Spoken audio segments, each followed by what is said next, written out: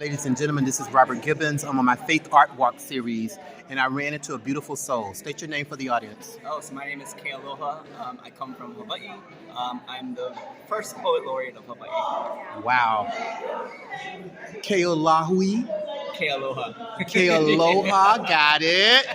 I was so inspired by you tonight. Talk a little bit briefly to my audience about, as poet laureate, the first poet laureate of Hawaii, how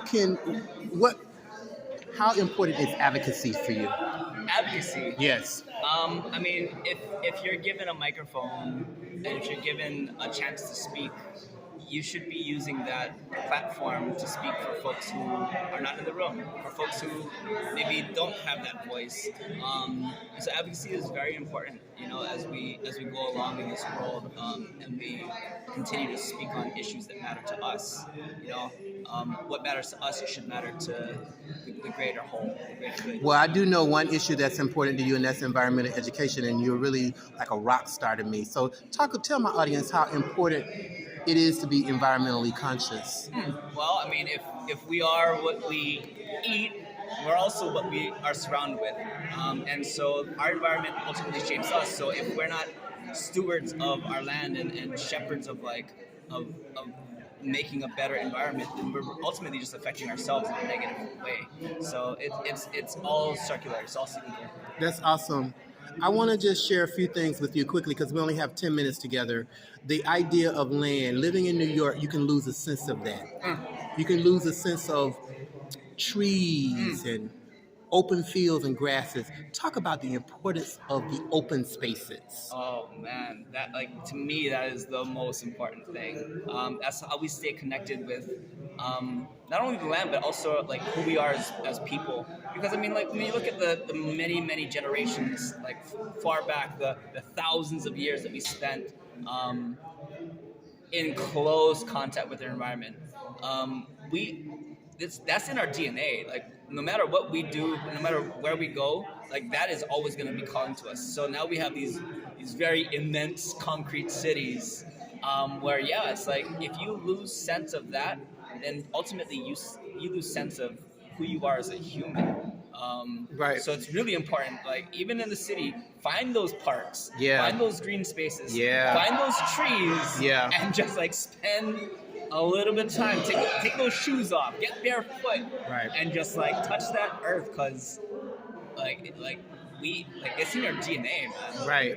As a student, as a child of two teachers, both of my parents were teachers, and they always had this thing about lifelong learning or learning beyond the classroom. How can you speak to the younger generation that might be hearing your voice right now, the unconscious environmental that might be interested in keeping a garden or keeping a green space or going to the park, but never had the opportunity to? How can you speak to them? So there's lots of opportunities these days where you can just join a crew, a community group that is taking care of a park space. So it's not like you're solely responsible for this particular green patch of land, but you can join in every Saturday or every once a month. Something that gets you involved. And when it comes down to learning throughout life, I mean, okay, so we grow until we're 18, 19, 20 physically, right. But it doesn't mean that our mental has to stop growing. I mean, if you're a student for life, I mean, ultimately you keep growing. Yes. And if you stop growing, then you right. stunt yourself.